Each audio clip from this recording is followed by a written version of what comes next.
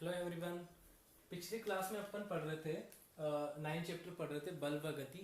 और उसका अपन ने जो है समीकरण बनाने सीखे थे कि गति का पहला समीकरण क्या होता है, दूसरा समीकरण क्या होता है, तीसरा समीकरण क्या होता है। उसका पूरा अपन ने क्या किया था, डेरिवेशन किया था। डेरिवेशन मतलब हिंदी में अपन इसको बोलते हैं व्युत्पन्न करना, यानी फॉर्मूले बनाना, किस तरीके से जो है वो डिराइव हुए हैं वो अपन ने सीखा था। तो गति के तीनों समीकरण अपन ने पढ़ लिए। अब देखो, गति, न्यूटन ने गति के 3 नियम भी दिए हैं, ठीक है। गति के 3 समीकरण अलग हैं, समीकरण अपन पढ़ चुके हैं। गति के 3 जो है नियम भी है, और वो किसने दिए हैं? न्यूटन ने। तो आज अपन पढ़ने वाले हैं न्यूटन की गति के नियम, ठीक है। न्यूटन की गति के नियम में आप आज अपन पढ़ेंगे पहला नियम पढ़ेंगे। और इसको या तो अपन बोल सकते हैं गति का न्यूटन की गति का पहला नियम, या फिर इसको अपन बोलते हैं जड़त्व का नियम, जड़त्व का नियम, ठीक है। जड़त्व का नियम देखो, अगर इसकी परिभाषा लिखनी है आपको, अगर क्वेश्चन आता है कि जड़त्व का नियम क्या है, इसको समझाइए, तो आपको क्या लिखना है इसमें कि यदि कोई वस्तु स्थिर अवस्था में, यहीं से स्टार्ट करना है आपको, कि इसके अनुसार यदि कोई वस्तु स्थिर अवस्था में, स्थिर मतलब रुकी हुई है, स्थिर अवस्था में है, स्थिर अवस्था में है, तो वह स्थिर ही रहेगी, स्थिर ही रहेगी। वह यदि वह अथवा यदि वह गति की अवस्था में, गति की अवस्था में है,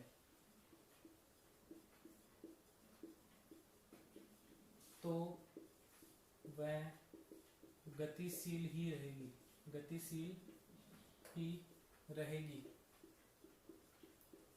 जब तक कि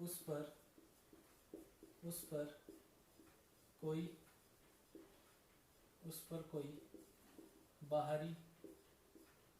बाहरी बल कार्य नहीं करता।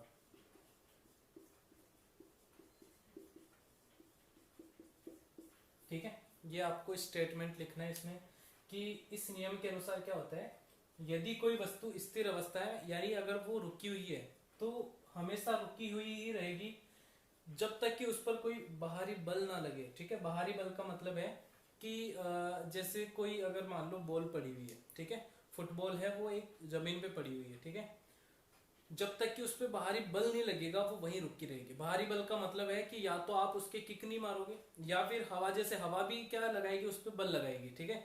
तो जब तक कि उस पर कोई बाहरी बल नहीं लगेगा बच्चों, वो वहीं रहेगी, ठीक है। इस नियम का मतलब यह है कि यदि कोई वस्तु गति में है या फिर स्थिर अवस्था में, स्थिर अवस्था में तो स्थिर में ही रहेगी, और गति में है तो गति में ही रहेगी जब तक कि उस पर कोई बाहरी बल नहीं लगता।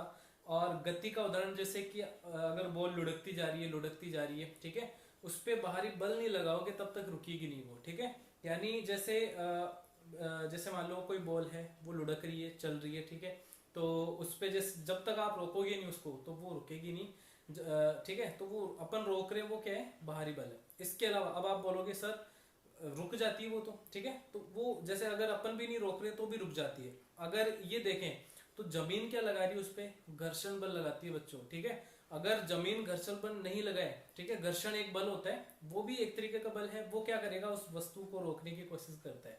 इसलिए अगर अपन लुढ़काएं किसी बॉल को तो थोड़ी दूर जाके वो रुक जाती है अपने आप। तो वो किसकी वजह से रुक रही है? घर्षण बल के कारण, यानी कुछ ना कुछ बल जरूर कार्य करता है, ठीक है। तो अगर कोई किसी वस्तु पे अपन बल नहीं लगाएंगे, यदि वो स्थिर में है तो स्थिर में ही रहेगी, और चल रही है तो चलती ही रहेगी जब तक कोई उस पर बाहरी बल कार्य नहीं करता है, ठीक है। जो मैंने बॉल का एग्जांपल बताया उसमें क्या है, घर्षण बल कार्य कर रहा है, इसलिए वो रुक जाती है। अगर घर्षण नहीं होता तो वो चलती जाती, ठीक है। इस तरीके से अपन इसको समझेंगे। तो ये स्टेटमेंट आपको याद रखना है, जड़त्व का नियम बोलते हैं। अब ये जड़त्व क्या होता है, देखो नाम क्यों पढ़ा है इसका, जड़त्व क्या है, ठीक है। तो जड़त्व की परिभाषा बुक में दे रखी है, ठीक है, बुक में से पढ़ना है आपको, मैं समझा देता हूँ एक बार क्या होता है।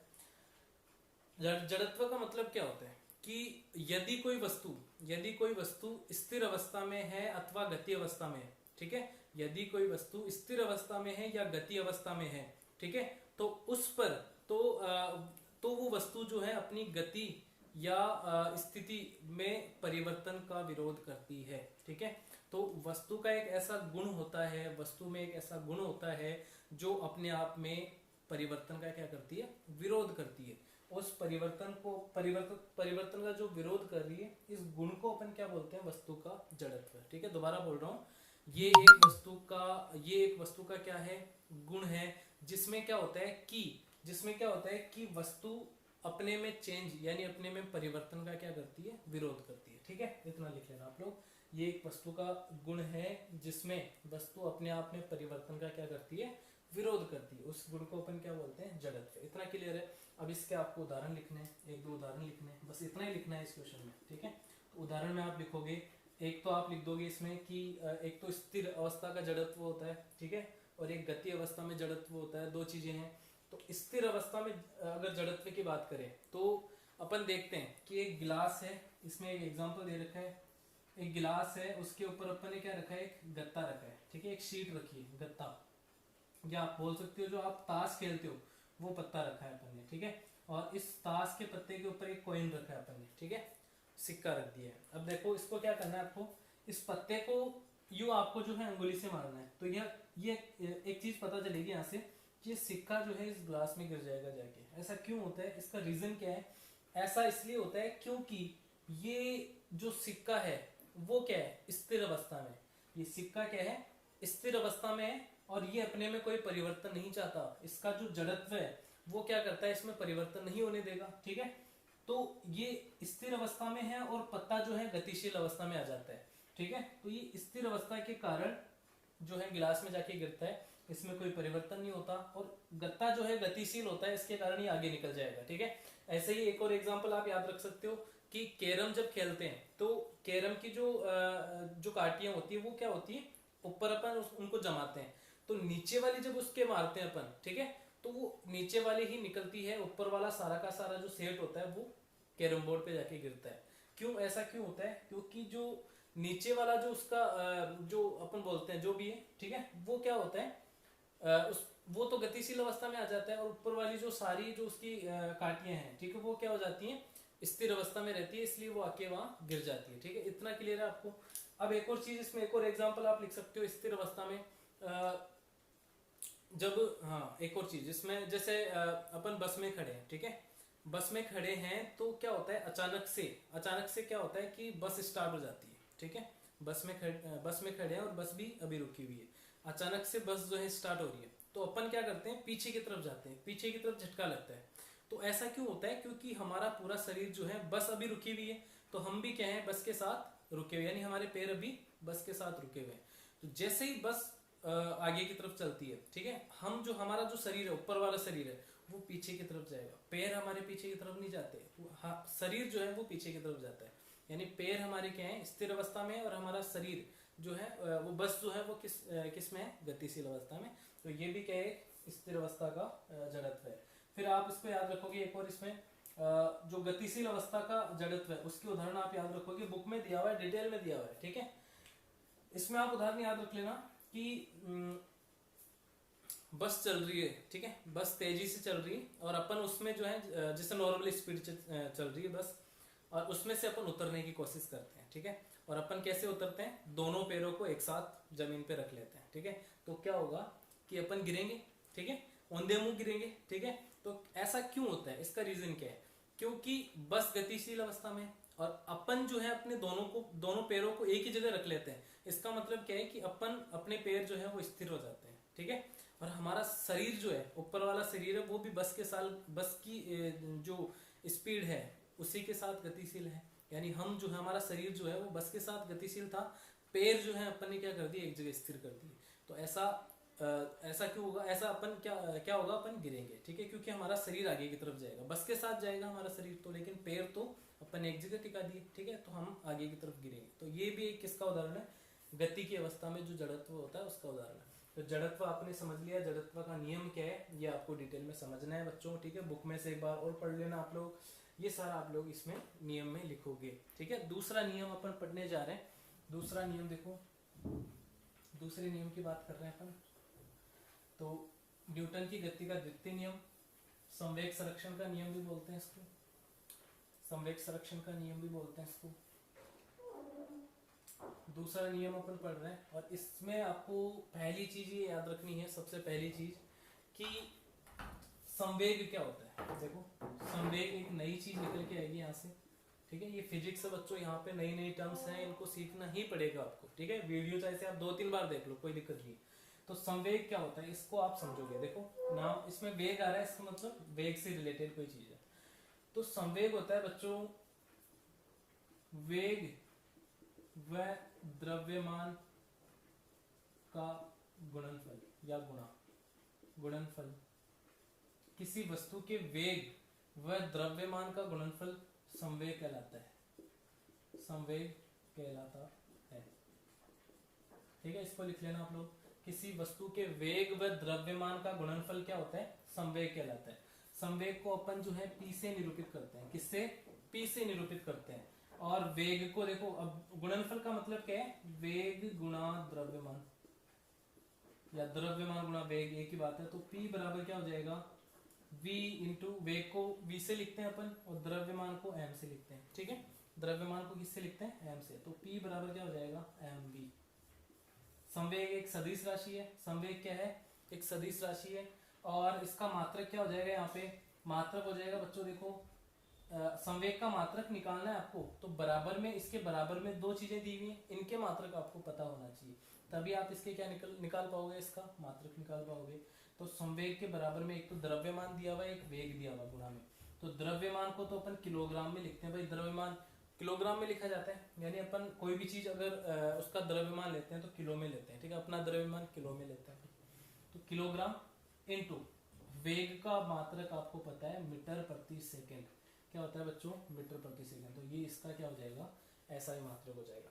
ये आपको डिटेल पहले साइड में लिख लेनी है, ठीक है। संवेग क्या होता है, उसका फॉर्मूला क्या होता है, P बराबर mv, ठीक है। और इसका मात्रक क्या होता है, ठीक है। मात्रक सारा फिजिक्स में जितना भी अपन जो भौतिक राशियां पढ़ रहे हैं उनके मात्रक भी साथ साथ करते चलेंगे, ठीक है। उसका प्रतीक क्या होता है ये भी अपन साथ साथ करेंगे, इनको याद रखना आपको। तो ये एक थोड़ा सा इंफॉर्मेशन थी, क्योंकि इसमें काम में आने वाला है ये। अब देखो, अब आप डेली लाइफ में देखते हो कि दो चीजों के मैं एग्जांपल बताता हूँ आपको, उनमें क्या फर्क है देखना एक बार। एक तो जैसे अपन क्रिकेट खेल रहे हैं, ठीक है, तो बॉल को अपन कैच आसानी से कैच कर पाते हैं, ठीक है, क्योंकि उसका क्या है, वेग कम है। क्या अपन जो है बंदूक से दागी गई जो गोली है उसको पकड़ पाएंगे, नहीं पकड़ पाएंगे। क्यों? क्योंकि उसका वेग बहुत ज्यादा है, ठीक है। उसका वेग इतना ज्यादा है कि उसको पकड़ ले, अपने लिए जो है घातक हो सकता है उसको पकड़ना। तो एक चीज समझ में आ रही है कि संवेग जो होता है ना किसी वस्तु का, संवेग वो एक तो वेग पे निर्भर करता है, एक द्रव्यमान पे निर्भर करता है, ठीक है। यानी वेग जितना ज्यादा होगा ना, संवेग भी ज्यादा होगा, ठीक है। वेग जितना ज्यादा होगा, संवेग भी ज्यादा होगा। तो द्वितीय नियम में यही है, इसका एक स्टेटमेंट आपको लिखना है द्वितीय नियम में। न्यूटन की गति का द्वितीय नियम, न्यूटन की गति का द्वितीय नियम, ठीक है। द्वितीय नियम में आपको याद रखना है, संवेग आप लिख लोगे, संवेग याद रख लोगे, वेग गुणा द्रव्यमान होता है, ठीक है। और अब देखो इसके अनुसार क्या होता है कि जो संवेग में परिवर्तन की दर है, इसके अनुसार संवेग में परिवर्तन की दर, संवेग में परिवर्तन की दर, संवेग में परिवर्तन की दर किसी अच्छा इसमें ऐसे भी लिखना है आपको, किसी वस्तु, ऐसे लिखना है यहाँ से, किसी वस्तु के संवेग में परिवर्तन की दर उस पर आरोपित बल के समानुपाती होती है, समानुपाती होती है। अब ये थोड़ा सा टिपिकल है आपके लिए, अभी नाम सुनना, ठीक है। अभी बताता हूँ इनको दोनों को, नई चीजें हैं। देखो किसी वस्तु का संवेग अपन ने पढ़ लिया, परिवर्तन की दर, वेग में परिवर्तन की दर पढ़ी थी अपन ने, त्वरण पढ़ रहे थे अपन, वैसा ही कुछ है परिवर्तन की दर, ठीक है। दर का मतलब होता है बटे में क्या आ जाएगा, समय आ जाएगा, टी आ जाएगा। उस पर आरोपित बल का मतलब होता है उस पर अपन कोई बल लगा रहे हैं। जैसे बक्से को अगर मैं आगे खिसका रहा हूँ तो बक्सा जो है उस पर मैंने क्या कर दिया, बल आरोपित कर रहा हूँ। आरोपित का मतलब बल लगाना, ठीक है। समानुपाती जो है एक फिजिक्स में बहुत इंपॉर्टेंट चीज है, समानुपाती व्युत्क्रमानुपाती। समानुपाती का मतलब होता है कि कोई भी चीज जो है, समानुपाती का मतलब होता है उसके साथ जैसे अगर मैं बात कर रहा हूँ कि जैसे एक फॉर्मूला अपन ने लिखा, एक फॉर्मूला अभी अपन ने पढ़ा है, P बराबर mv, ठीक है। अगर मैं वेग बढ़ाऊंगा तो क्या होगा, संवेग भी बढ़ेगा। इसका मतलब ये है वेग, अगर मैंने किसी वस्तु का वेग बढ़ाया तो संवेग भी बढ़ेगा। तो ये समानुपाती एक दूसरे के, ये वेग, संवेग और वेग जो है एक दूसरे के क्या है, समानुपाती। इस तरीके से आप समझो इसको, है ना। समानुपाती एक चिन्ह होता है, अभी समझा दूंगा और डिटेल में, ठीक है। अभी इतना याद रखो, किसी वस्तु का संवेग, किसी वस्तु के संवेग में परिवर्तन की दर उस पर आरोपित बल के समानुपाती होता है। यही क्या होता है, न्यूटन की गति का द्वितीय नियम। संवेग समझ लिया, आरोपित बल पता चल गया आपको, समानुपाती चिन्ह मैं भी बता दूंगा आपको, ठीक है। देखो किस तरीके से अपन लिखेंगे, तो संवेग को अपन किससे लिखते हैं, P से लिखते हैं। सबसे पहले आपको एक चीज यहाँ पे नोट करनी है कि माना अपन ने एक वस्तु है, माना एक वस्तु है, ठीक है। उसका द्रव्यमान अपन ने मान लिया क्या, द्रव्यमान अपन ने क्या मान लिया, m मान लिया, ठीक है। एक वस्तु ले ली अपन ने, उसका द्रव्यमान m मान लिया। उसका आरंभिक वेग या प्रारंभिक वेग जो है, प्रारंभिक वेग अपन ने क्या, प्रारंभिक वेग हमेशा अपन को क्या मानना है, u अपन पहले पढ़ चुके हैं। अंतिम वेग आपको मानना है, अंतिम वेग यहाँ पे क्या मानना है, अंतिम वेग अपन क्या पढ़ते हैं, v, ठीक है, v पढ़ लिया अपन ने। और ये जो है कि इस तरीके से जो है एक वस्तु मान ली जो प्रारंभिक वेग u था, बल लगाने के बाद में उसका अंतिम वेग क्या हो गया, v हो गया। समझ रहे हो कि कोई साइकिल चल रही है, ठीक है। एक एग्जांपल बताता हूँ, एक साइकिल चल रही है धीरे धीरे, ठीक है, यानी वो प्रारंभिक वेग u से चल रही है, मान लो कुछ मीटर पर सेकंड से चल रही है, ठीक है। तो मतलब उसका प्रारंभिक वेग u है, वो चल रही है धीरे धीरे।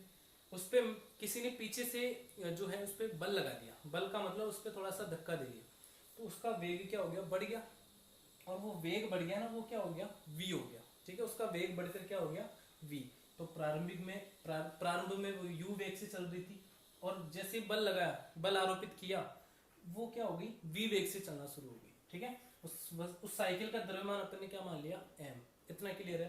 तो इस तरीके से अपन अपने को समझना है, यानी उसका द्रव्यमान m है, प्रारंभिक वेग u से चल रही थी, बल लगा दिया तो उसका वेग क्या हो गया, v हो गया, ठीक है। अब इस वेग में परिवर्तन क्या आ गया, वेग में परिवर्तन आएगा तभी तो संवेग में परिवर्तन आएगा, ठीक है। तो देखो, तो संवेग में परिवर्तन का अपन निकाल रहे हैं, तो संवेग क्या होता है बच्चों, p।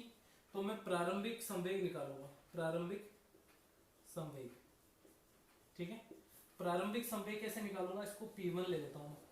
प्रारंभिक संवेग यानी संवेग को अपन p से लिखते हैं ना, तो मैंने 1 क्यों लगा दिया, क्योंकि प्रारंभिक संवेग है। तो p1 बराबर क्या हो जाएगा, p1 बराबर हो जाएगा m, द्रव्यमान तो वही रहेगा, और ये प्रारंभिक वेग यहाँ पे आ जाएगा गुणा में, क्योंकि अपन पढ़ चुके हैं कि p बराबर क्या होता है, mv होता है, ठीक है। द्रव्यमान गुणा वेग, तो यहाँ पे द्रव्यमान तो m ही रहेगा, प्रारंभ में वो किस वेग से चल रही थी, मान लिया अपन ने u वेग से, तो ये एक समीकरण बन जाएगा यहाँ पे, ठीक है।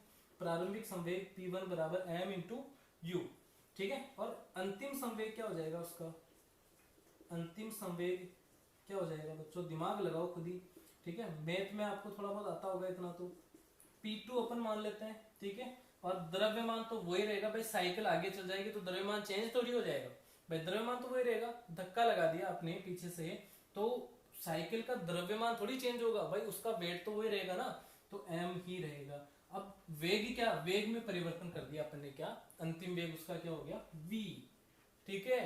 तो ये इस v की जगह पर, मतलब v की जगह v ही रहेगा यहाँ पे, ठीक है। तो ये अंतिम वेग क्या हो गया, v। इस तरीके से आपको दो समीकरण बना लेनी है, ठीक है।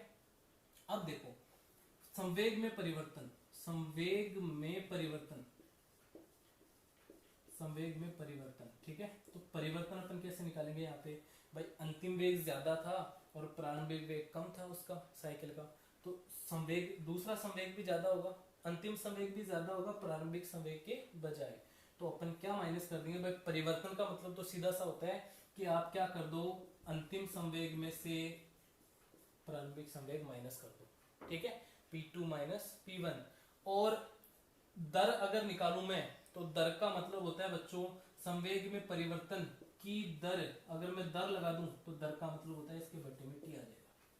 ठीक है, सिंपल सी चीज है। अपन ने संवेग पढ़ लिया, संवेग की परिभाषा देख ली, फिर अपन ने इस नियम के अनुसार देखा कि संवेग में परिवर्तन की दर। तो सबसे पहले यही तो चीज निकालोगे आप, संवेग में परिवर्तन की दर, वो अपन निकाल रहे हैं। ठीक है, संवेग में परिवर्तन की दर निकाल रहे हैं अपन। कैसे कैसे क्या क्या हुआ, अपन ने मान लिया कोई वस्तु m द्रव्यमान की कोई वस्तु है, उसका प्रारंभिक वेग u है, अंतिम वेग v है। तो अपन ने इन चीजों से क्या निकाल लिया, उसका संवेग निकाल लिया। पहले प्रारंभिक संवेग निकाल लिया, अंतिम संवेग निकाल लिया। अब इन दोनों में परिवर्तन क्या आया, तो इन दोनों को माइनस कर दिया और दर का मतलब होता है बटे में टी आ गया। ठीक है, इतना क्लियर है। अब देखो, अब ये संवेग में परिवर्तन की दर जो है किसके समानुपाती है, वो बोल रहा है दर उस पर आरोपित बल के समानुपाती होती है भाई। उस पर आरोपित बल, और बल को मैंने बताया था आपको F से निरूपित करते हैं। बल को किससे निरूपित करते हैं, F से। और ये समानुपाती होता है किसके, संवेग में परिवर्तन की दर के। ये होता है द्वितीय नियम। ठीक है, इंपॉर्टेंट ये होता है द्वितीय नियम। इसको आगे सोल्व कर लेंगे अपन।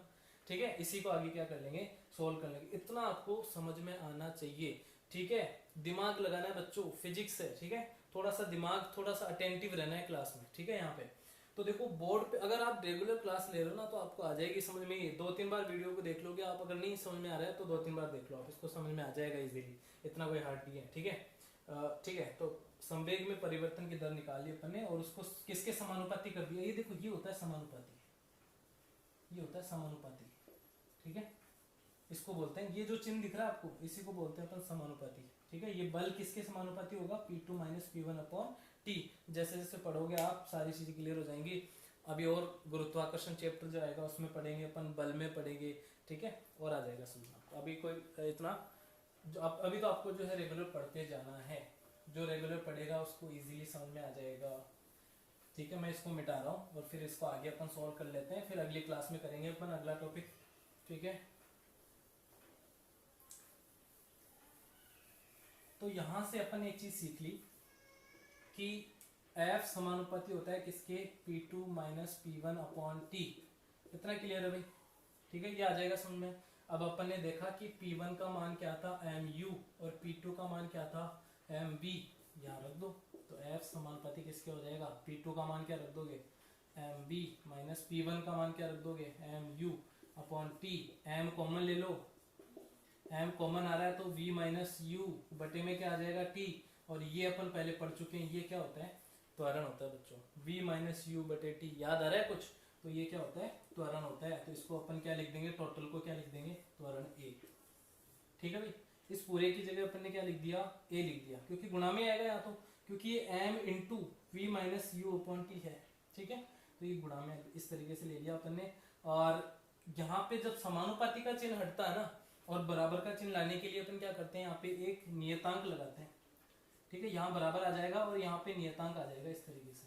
ठीक है भाई, और इस नियतांक का मान लो यदि k बराबर अपन 1 मान ले, माना k बराबर 1 है, तो ये f क्या बन जाएगा, f बराबर ये बन जाएगा, नहीं बन जाएगा भाई, k का मान 1 मान लो तो f बराबर ma।